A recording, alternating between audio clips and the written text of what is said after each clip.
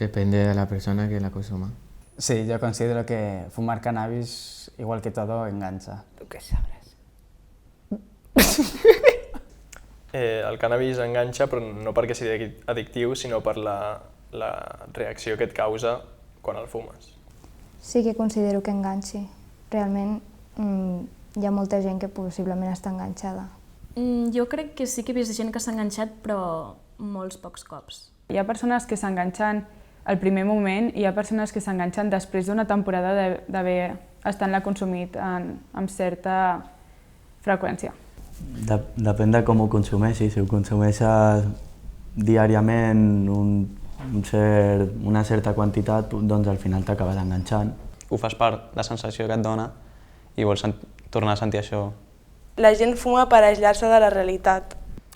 Tinc un cas personal que vaig tenir una mica que va començar això per tonteria fa un parell d'anys i que ara el veus i ha empitjorat físicament, psicològicament.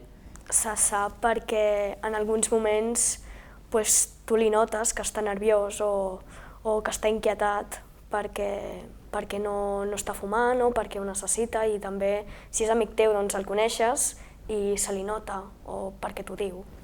Jo considero que t'enganxa el cannabis quan ho converteixes tu en una rutina teva. O sigui, no és com el tabac que té la nicotina i per tant t'enganxa sí o sí, sinó és més com, doncs abans de sortir de festa em fumo un, abans d'entrar al col·le em fumo un, i llavors tu mateix t'ho converteixes en una rutina i acabes tu enganxat. Yo creo que eso es una cosa de fuerza de voluntad y que tú quieras fumar o no. Si lo quieres dejar, lo dejas, y si no, no.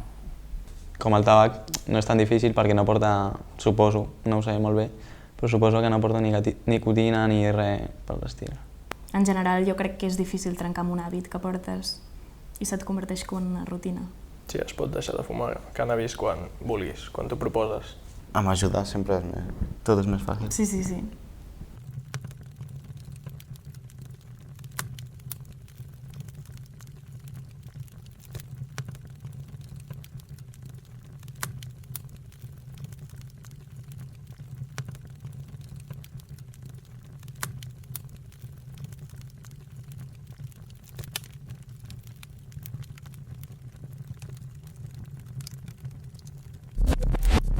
Ajuntament de Sant Cugat.